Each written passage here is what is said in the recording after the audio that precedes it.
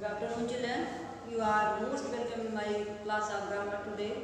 I will teach you synthesis. Children, you know that your whole syllabus is changed and you are going to read the new syllabus. The name of your book is Hornbill, and in this book you have all the new chapters. So, children, you have to arrange the book as soon as it may be possible till I will teach you the chapters of the grammar. In your syllabus there is the chapter synthesis. Synthesis means to combine, जोड़ना. बच्चों, आपके syllabus में synthesis जो है एक नया chapter है. Synthesis माने होता है जोड़ना, यानी दो या दो से अधिक वाक्यों को जोड़ करके एक वाक्य बनाना जो है सिंथेसिस कहलाता है. तो सिंथेसिस में जो है हम 2, 3 या 4 वाक्यों को जोड़ करके एक वाक्य बना देंगे तो वो हमारा सिंथेसिस कहलाएगा. Synthesis is the process of joining the sentences into one by using the different types of the rules. और सिंथेसिस में जब हम सेंटेंस को बनाते हैं तो सेंटेंस इसके अकॉर्डिंग 3 प्रकार का होता है. एक सिंपल होता है, सिंपल सेंटेंस बनाते हैं, कंपाउंड सेंटेंस बनाते हैं और कॉम्प्लेक्स सेंटेंस बनाते हैं. तो सिंथेसिस करने के लिए हमें 3 प्रकार के सेंटेंस को बनाना होगा. सिंपल बनाना होगा, कंपाउंड बनाना होगा और कॉम्प्लेक्स बनाना होगा. इससे पहले कि हम लोग सिंपल सेंटेंस बनाना सीखें बच्चों, सबसे पहले आपको जानना होगा कि सिंपल सेंटेंस क्या होता है. सिंपल सेंटेंस वह सेंटेंस होता है जिसमें फाइनाइट वर्ब केवल एक होती है. फाइनाइट वर्ब का मतलब मुख्य क्रिया. ऐसा सेंटेंस जिसमें मुख्य क्रिया केवल एक हो वह सिंपल सेंटेंस कहलाता है. यहाँ कहने का मतलब है कि जहाँ पर 2 या 2 से अधिक वाक्यों को जोड़ करके एक वाक्य बना दिया जाए और उस वाक्य में मुख्य क्रिया केवल एक हो, बाकी सारी वर्ब को जो है नॉन फाइनाइट में चेंज कर दिया जाए, वो जो है आपका सिंपल सेंटेंस कहलाता है. So children, simple sentence is the form of the sentence in which you have to use the only one finite verb and the other finite verbs are hidden in the form of the non-finite verb. That is called the simple sentence. तो बच्चों, जहाँ पर केवल मुख्य क्रिया एक होती है और दूसरी वर्ब को मुख्य क्रियाओं को उसको नॉन फाइनाइट वर्ब में बदल देते हैं, वो आपका सिंपल सेंटेंस कहलाता है. अब इसके पहले हमें जानना चाहेंगे नॉन फाइनाइट वर्ब क्या होती है. नॉन फाइनाइट वर्ब आपका नाम सुने होंगे, जीरेंट है, पार्टिसिपल है, इंफिनेटिव है. यानी नॉन फाइनाइट वर्ब वो वर्ब होती है जो किसी भी वाक्य में प्रयुक्त होकर के मेन वर्ब का कार्य नहीं करती है बल्कि वो एडजेक्टिव और नाउन का कार्य करती है. उसको नॉन फाइनाइट वर्ब कहते हैं. तो सिंपल सेंटेंस बनाने के लिए हम नॉन फाइनाइट वर्ब का प्रयोग करेंगे. अब दूसरा सेंटेंस आपका ये नीचे देखिए, एग्जाम्पल इसका दिया गया है बोर्ड में. आपका लिखा है he saw a man walking in the garden.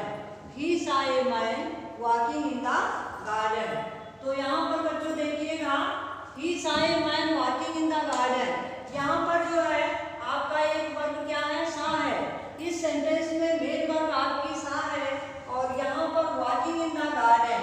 walking in the garden जो है ये आपका प्रीपोजिशन है. इसको जो है आपने प्रेजेंट प्रीपोजिशन के द्वारा इसको जोड़ दिया, इसलिए आप यहाँ इसको वर्ब नहीं कहोगे. इस सेंटेंस में आपकी मेन वर्ब क्या है, केवल सा है. तो इस तरह से जब 2 या 2 से अधिक वाक्यों को जोड़ करके केवल एक मेन वर्ब बनाया जाता, बाकी वर्ब को नॉन फाइनाइट में चेंज करते हैं, तो उसको हम कहते हैं सिंपल सेंटेंस. अब बच्चों दूसरा सेंटेंस होता है कंपाउंड सेंटेंस. कंपाउंड सेंटेंस वो सेंटेंस होता है जिसमें मुख्य क्रिया 2 या 2 से अधिक होती है. जिसमें मुख्य क्रिया 2 या 2 से अधिक होती है और जिसमें वाक्य के 2 भाग होते हैं, दोनों अपने आप में समान पदीय होते हैं, समान पद वाले होते हैं, समान दर्जे वाले होते हैं. कोई भी वाक्य किसी के ऊपर आश्रित नहीं होता है, दोनों की अपनी समान वैल्यू होती है.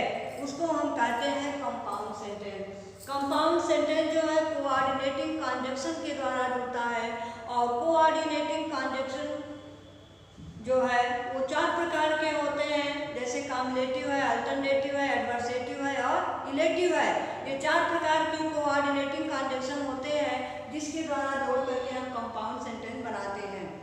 कंपाउंड सेंटेंस में वाक्य का जो भाग पहले कहा जाता है और उसके बाद में अगर दूसरा भाग कहा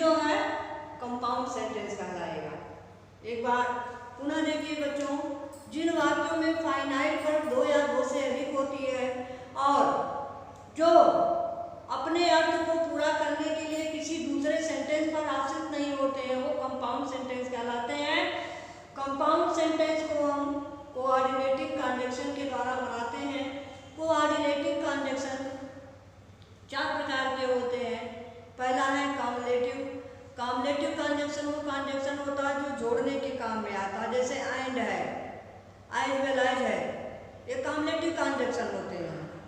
दूसरा है आपका एडवर्सेटिव। एडवर्सेटिव जो होता है वो विरोध बताने के काम में आता है, विरोध बताने के, जैसे बट, तो वहाँ आप जो है एडवर्सेटिव कंजंक्शन का प्रयोग करेंगे। इलेटिव, इलेटिव जो है वो आपको परिणाम बताने के काम में प्रयोग होता है, जैसे देयरफॉर, सो, हेंस। तो इस तरह से आपके 4 काइंड्स हो गए, आपका कॉम्पलेटिव, एडवर्सेटिव, इलेटिव और कॉम्पलेटिव, एडवर्सेटिव, इलेटिव और एडवर्सेटिव। ये 4 कंजंक्शन होते हैं जिसके द्वारा जो है हम लोग ये कंपाउंड सेंटेंस बनाते हैं बच्चों। तो इस तरह से एडवर्सेटिव, अल्टरनेटिव, एक कंजंक्शन आपका अल्टरनेटिव भी होता है। कोऑर्डिनेटिव कंजंक्शन में अल्टरनेटिव माने अल्टरनेशन दिया रहता है जिसको वैकल्पिक कहते हैं, जैसे otherwise, or, either or, neither not, ये हो गया आपका अल्टरनेटिव। तो इस तरह से कोऑर्डिनेटिंग कंजंक्शन के 4 काइंड्स होते हैं, इलेटिव, अल्टरनेटिव, एडवर्सेटिव और कॉम्पलेटिव। तो इस प्रकार से 4 प्रकार के होते हैं और इन चारों के द्वारा जो है हम कंपाउंड सेंटेंस बनाते हैं। अब इसके बाद तीसरा सेंटेंस होता है कॉम्प्लेक्स सेंटेंस। कॉम्प्लेक्स सेंटेंस जो होता है वो सेंटेंस होता है जिसमें फाइनाइट वर्ड 2 या 2 से अधिक होती है। कंपाउंड में भी फाइनाइट वर्ड 2 या 2 से अधिक थी और कॉम्प्लेक्स में भी फाइनाइट वर्ड 2 या 2 से अधिक होती है, लेकिन दोनों सेंटेंस में अंतर होता है।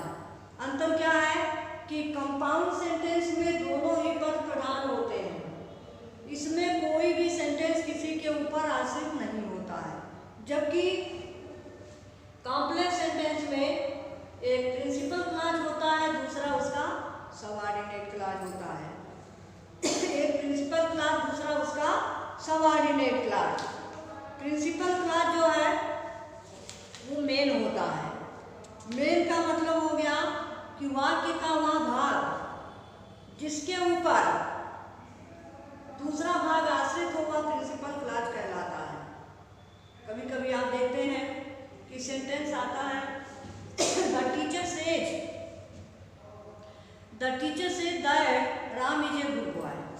तो यहाँ पर द टीचर सेज ये प्रिंसिपल क्लॉज हो जाएगा, that Ram is a good boy ये सबऑर्डिनेट क्लॉज हो जाएगा। तो कहने का मतलब ये है बच्चों कि जो आपका कॉम्प्लेक्स सेंटेंस है वो प्रिंसिपल क्लॉज और सबऑर्डिनेट क्लॉज दोनों को मिला करके बनता है।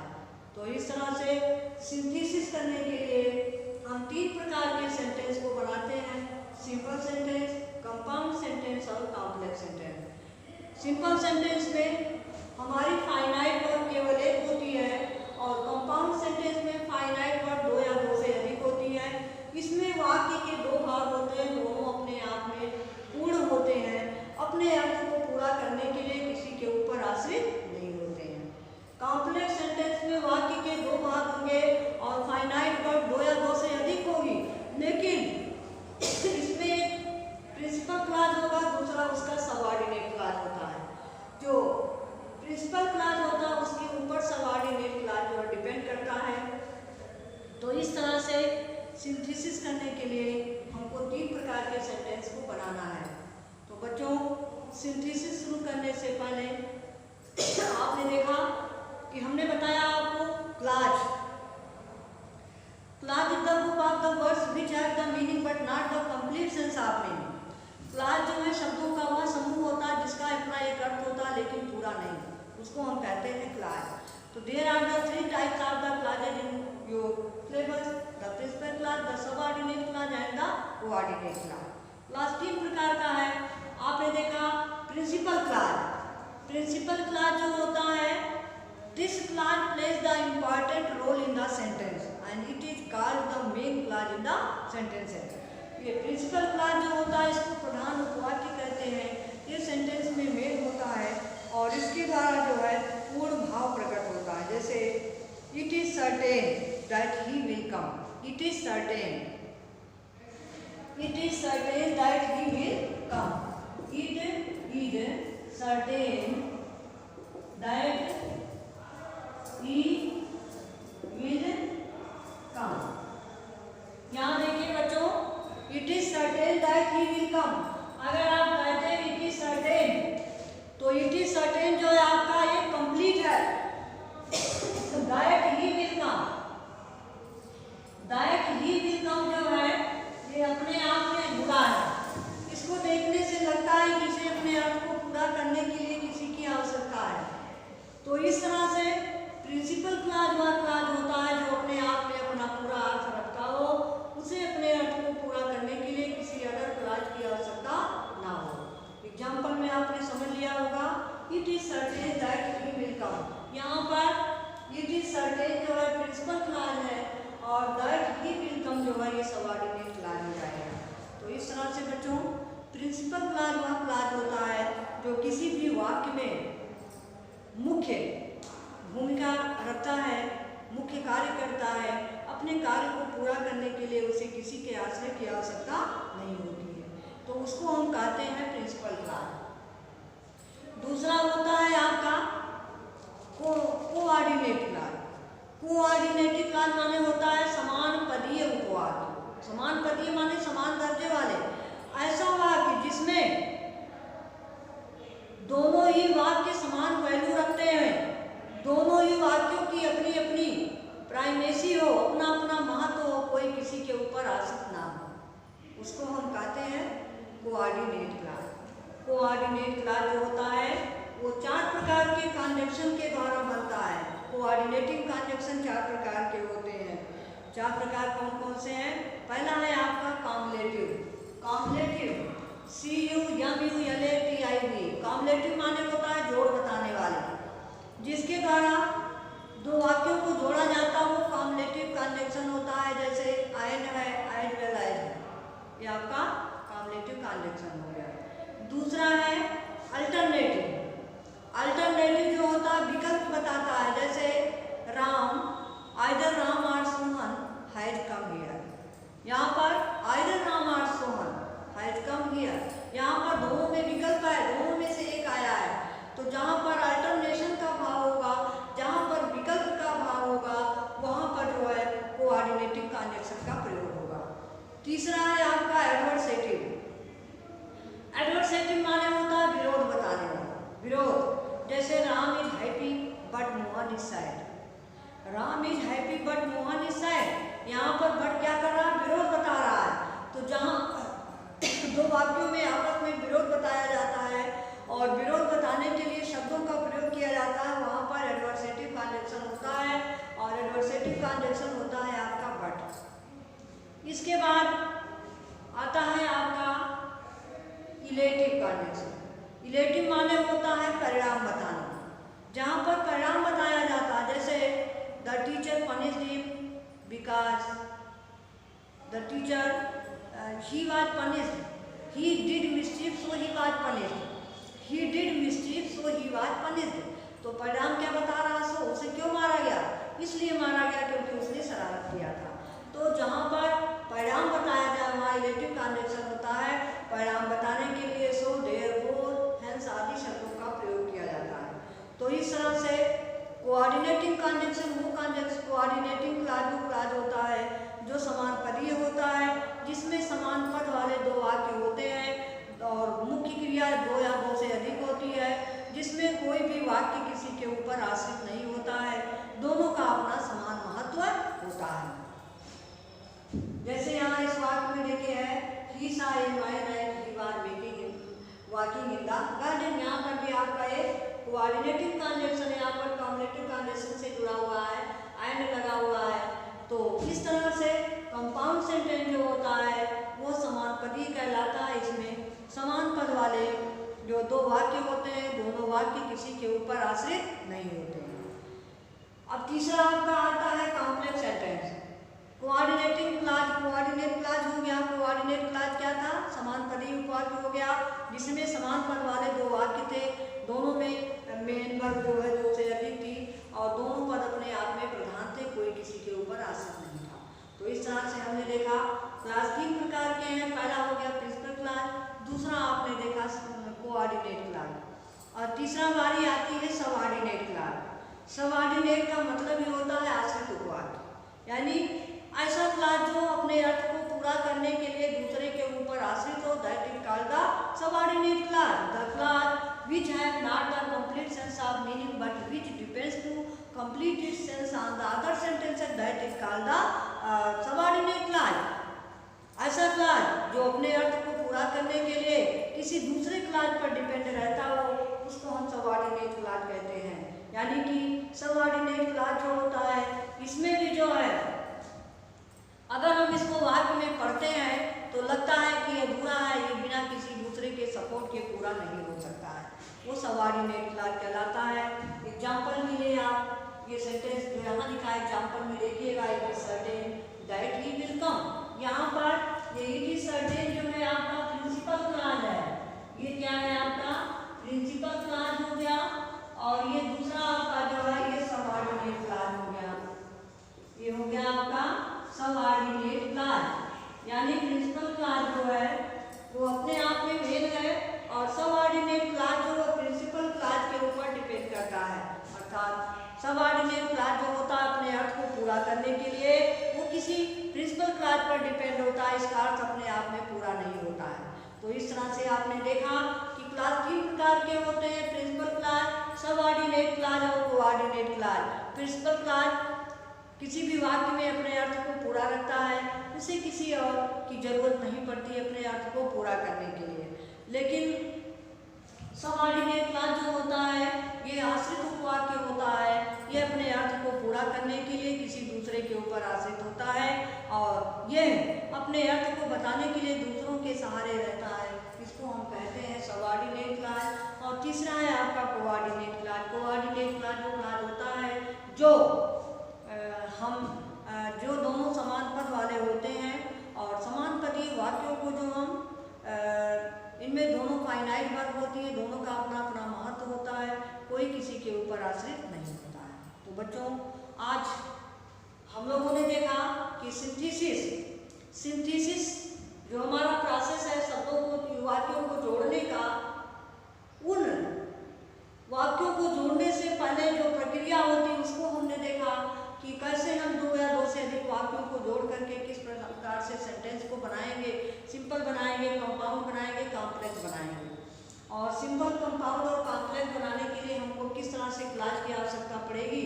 तो आज हमने देखा कि सेंटेंस के 3 प्रकार हैं, सिंपल सेंटेंस, कंपाउंड सेंटेंस और कॉम्प्लेक्स सेंटेंस। और हमने देखा कि किस तरह से 3 क्लास जो मिल करके ये हमारा सिंथेसिस की प्रक्रिया पूरी करते हैं। सिंपल सेंटेंस जैसे आपका जो है प्रिंसिपल क्लास हो गया, सबऑर्डिनेट क्लास हो गया और कोऑर्डिनेट क्लास हो गया। इस 3 प्रकार के क्लास मिल करके ये हमारी जो है सिंथेसिस की प्रक्रिया को पूरा करते हैं। तो बच्चों अब हम अगले वीडियो में सिंथेसिस हमें कैसे करना है, सिंथेसिस में सबसे पहले हम लोग सिंपल सेंटेंस बनाना सीखेंगे। सिंपल सेंटेंस बनाने के लिए सबसे पहले रूल वाइज एक रूल इसका हम पढ़ेंगे कि किस रूल के बेस पर हम कैसा सेंटेंस बनाएंगे। हम इसको अगले वीडियो में आपको पढ़ाएंगे। तब तक के लिए बच्चों thanks, have a nice day.